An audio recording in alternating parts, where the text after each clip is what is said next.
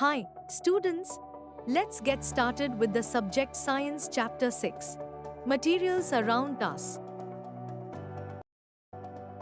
The materials used to make the crucible, a vessel used to melt substances, are clay and iron. Rasratna Smachaya 10.3. 6.1 Observing objects around us, Gulan and Sheeta are thrilled to go to their new class after the summer break. They enter their classroom and start talking. What have you brought to school today? Asks Sheeta. After some time, Madam Vidya, their science teacher, enters the class and starts interacting with the students to draw their attention to many things they use in their daily life. She asks, how are they similar to or different from each other? What are their shapes and colors? How does it feel when you touch them? Are some of them heavier than others? All things are made up of some materials like paper, wood, cloth, glass, metal, plastic, clay, and so on. Any substance that is used to create an object is referred to as material.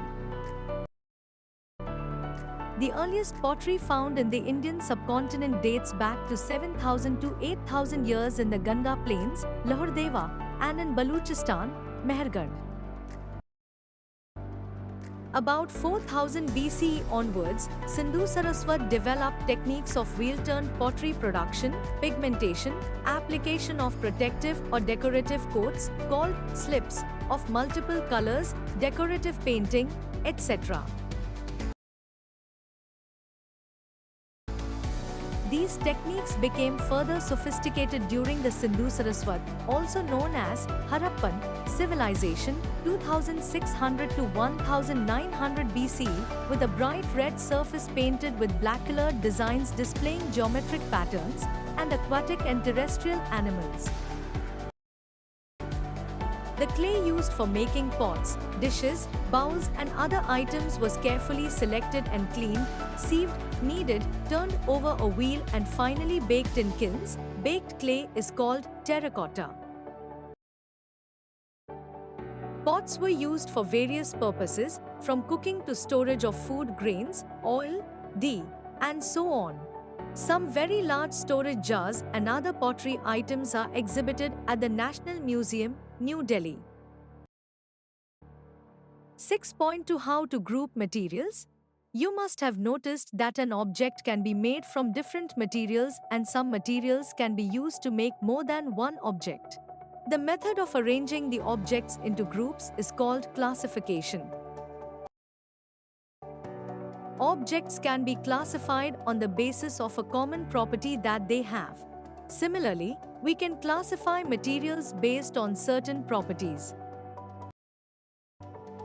The materials that are required to make a tumbler should be capable of holding water. What decides which material should be used for making an object?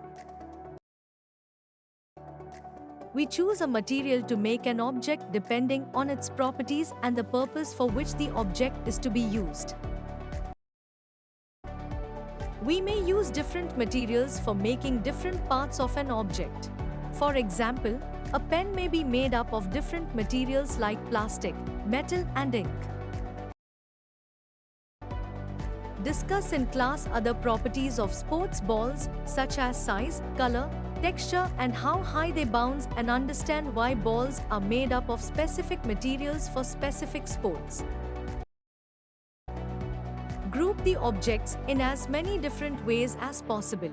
You might have grouped these objects according to their shapes or by their color or materials they are made up of. We have learned that materials may be classified on the basis of their properties. For example, in the kitchen, we usually store things in such a manner that similar utensils are placed together. Similarly, a grocer usually keeps all types of spices in one corner, pulses and grains in another corner, and so on. You may also visit any chemist shop and inquire about how medicines are arranged. 6.3 What are the different properties of materials? Let us learn some more properties of materials. 6.3.1 Observe and identify appearance of materials. Materials often look different from each other. Freshly cut wood, which is unpolished, has a distinct appearance, quite different from that of iron. Similarly, iron looks different from copper or aluminium. However, there might be some similarities among iron, copper and aluminium that make them different from wood. Let us do a sorting challenge. Collect small pieces of paper, cardboard, wood, chalk, copper wire, aluminium foil and any article made up of brass, bronze, steel, etc. Take a look at the pieces you have collected. Do any of these materials shine when light falls on them? Observe their texture, whether Curiosity Vertical Bar Textbook of Science Vertical Bar Grade 6 107 rough or smooth, color and other noticeable features, and record your observations in the notebook. Group the collected pieces based on their appearance. Materials that typically have shiny surfaces are said to have a lustrous appearance. Such materials with luster are usually metals. Examples of metals include iron, copper, zinc, aluminium, gold, etc.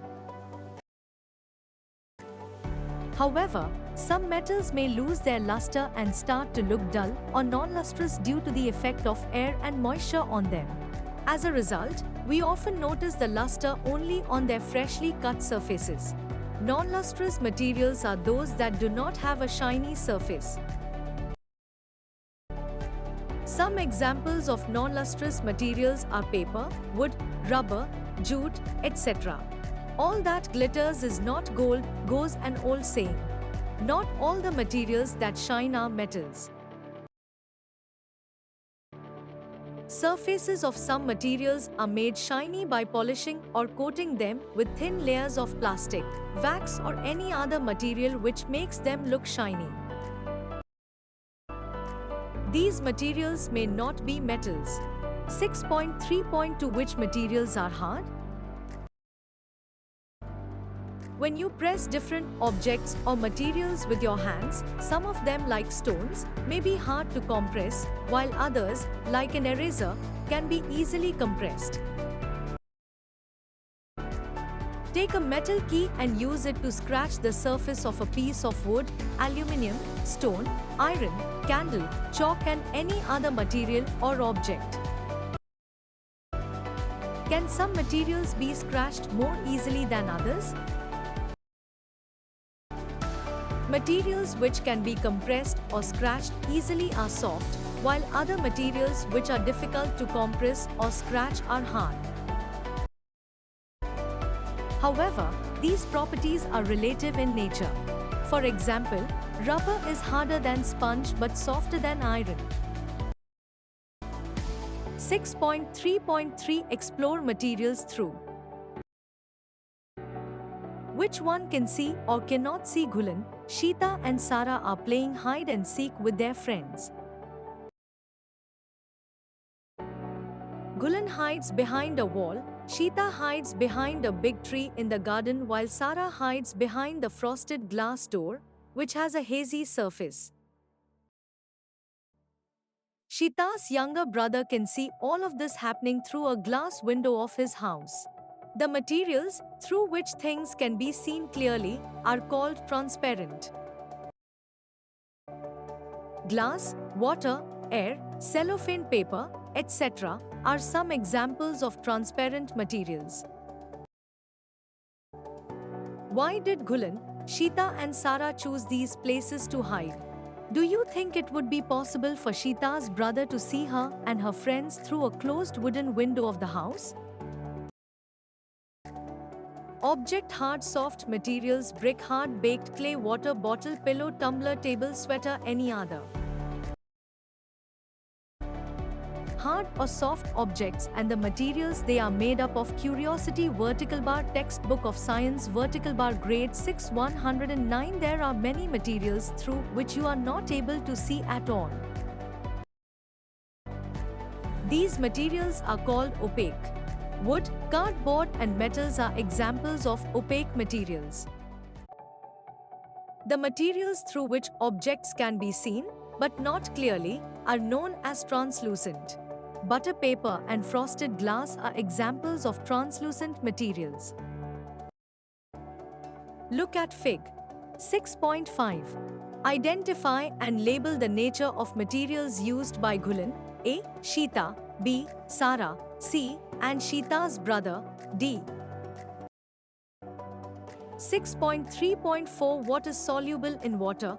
What is not? Ghulan was sweating when he came home after playing in the evening.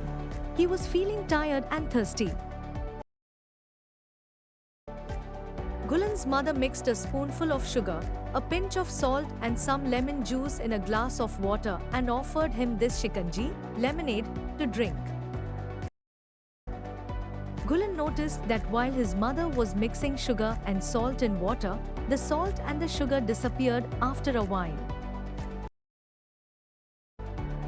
Let us try a simple activity to explore how different materials behave when we mix them in water. You might have noticed that some materials completely disappear when mixed in water. We say that these materials dissolve in water or, in other words, they are soluble in water. Some materials do not mix with water and do not disappear even after we stir them for a long time. These materials are insoluble in water. Water plays an important role in the functioning of our body because it can dissolve a large number of materials. Make your own ORS. ORS, oral rehydration solution, is used to treat dehydration due to diarrhea or other illnesses. These ready-made ORS packets are available in primary health centers and also in the market. Each packet is dissolved in a liter of water before use. If these are not available, ORS can be prepared at home by mixing 6 teaspoons of sugar and half a teaspoon of common salt in 1 liter of boiled and cooled water. Some liquids get completely mixed with water. Some do not mix with water and form a separate layer when left undisturbed for some time. Similarly, some gases are soluble in water whereas others are not. For example, oxygen gas dissolves in water. It is very important for the survival of animals and plants that live in water. 6.3.5 How heavy or light? From activity 6.8, we can say that any object which is heavier or lighter can be measured in terms of a property called mass. The one which is heavier has more mass and the one which is lighter has less mass. Weight is sometimes used in common language for mass as it is determined by weighing. You will learn more about mass and weight and their relation in higher classes. 6.3.6 Space and volume. The next day, Madam Vidya enters the class. All the students stand up to greet her. She reciprocates and deliberately says, "Please keep your bags on your seats and sit down." Students are not able to sit because bags are kept on their seats. Madam Vidya asks, "Why are you not sitting?" The students reply that there is no place to sit because the bags have occupied that space. Continuing the conversation, she provides 2 identical glass tumblers to 2 students and encourages them to pour the remaining water from their drinking water bottles into the respective glass tumblers. On pouring water in the glass tumblers, the students observe that one glass tumbler gets half filled with water while the other is almost completely filled with water. Why is the level of water different in the 2 tumblers? Madam Vidya elaborates that both tumblers have the same capacity.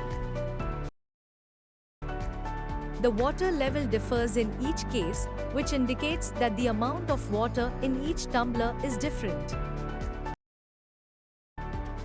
The water in the first tumbler occupies less space, indicating that the volume of water in this tumbler is less than the water in the other tumbler. The space occupied by water represents its volume. You may have noticed drinking water bottles of different sizes being sold in the market. Have you noticed 1 liter, 500 ml, 200 ml, etc. written as net quantity on the bottles? These indicate the volume of water in the bottles. The bottles of drinking water and milk are labeled as 500 ml, indicating the volume. Now you have become familiar with many properties of materials. However, all materials do not possess all these properties. Are there any properties which can be shown by all materials? If yes, what are those? What is matter? Mass and volume are the two properties that are possessed by all materials. Can we give a general name to anything that possesses these two properties? Anything that occupies space and has mass is called matter. The mass gives the quantity of matter, and the units to measure it are gram, g, and kilogram, kg. The space occupied by matter is its volume. The units to measure the volume are liter, L, and milliliter, ml. Kilogram is the unit of mass in the International System of Units, C.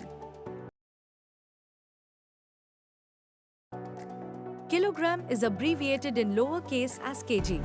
There is no space between k and g in kg, and no full stop after the symbol, except at the end of a sentence.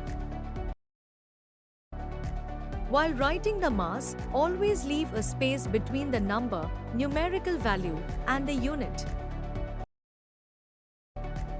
For example, if we have a mass of 7 kilograms, it would be written as 7 kilograms and not as 7 kilograms. Similarly, liter is abbreviated as capital L and milliliter as ml. There is no space between m and l in ml. For example, if you have 500 milliliters of water, it would be written as 500 ml, m will be in lower case and l will be in upper case. The C unit for volume is cubic meter, abbreviated as M3. The abbreviation is written with a superscript 3 to denote cubic meter. For example, if you have a volume of 2 cubic meters, it would be written as 2 cubic meters. Always leave a space between the number, numerical value, and the unit. 1 cubic meter equals 1000 liters. Do you know? Materials around us 116. Can all the materials around us be considered as different examples of matter? Discuss with your friends.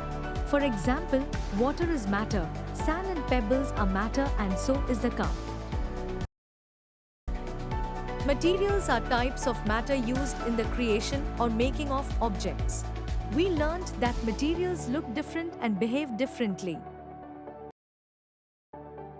We grouped materials on the basis of similarities or differences in their properties. We find grouping useful as it helps us study and observe patterns in the properties of things. Humans have been classifying not only things, but also rocks, plants, and animals. We have learnt about the classification of the living world in the chapter, Diversity in the Living World. Just like in the living world, classification of the non-living world is also done on the basis of their properties. Is air matter? Yes. But most of the materials that we see today would have also existed earlier. I am curious to know how people classified them then. We have explored and understood the various properties of materials. Can you think about what changes the invention of plastic brought to humans? Think is it a boon or a bane? Keywords: opaque, non-lustrous, volume, transparent, translucent, soluble, soft, explore, classify, record, predict, observe, identify, hard, insoluble, lustrous, material, matter, mass classification. A similar classification system existed in ancient India. Ayurveda, one of the Indian medical systems, too has a system of grouping things. Vertical bar, vertical bar, vertical bar, Ehtanga Hidyasthana 1.18. The shlok precisely talks about the 20 properties, Gwa, 10 pairs of opposite properties, which are used to describe all physical matter in Ayurveda. These properties can also be used to describe all living systems, plants, animals and humans, the environment and also food.